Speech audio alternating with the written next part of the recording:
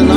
देखता हूँ कि कुछ लोगों को शौक हो गया है गाड़ियों के पीछे भागने का। मेरे साथ अगर 4 लोग गाड़ी में होते हैं तो चारों अलग अलग गवाही दे सकते हैं कि जब गाड़ी के दाएं बाएं सिक्योरिटी वाले लोग जाते हैं तो मैं उनको शीशा नीचे उतार के मिन्नत करता हूँ कि मुझे ज़रूरत नहीं है। लेकिन वो अजीब सा शौक है कि दायरा बना के गाड़ी के गिर्द चलना।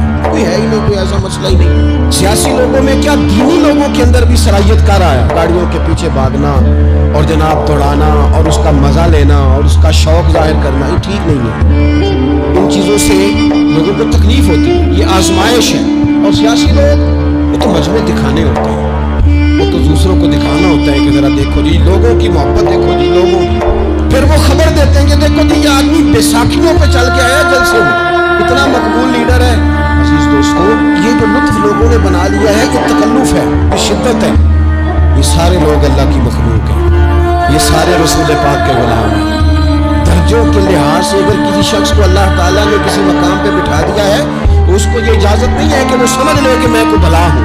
वो नबी पाक के उस्वा नूर को पेश नजर रखे। हजरत साद बिन उबादा रज़ी अल्लाह ताला अन्हु बयान करते हैं कि एक मरतबा नबी पाक सल्लल्लाहु ताला अलैहि वसल्लम हमारे यहाँ तशरीफ लाए।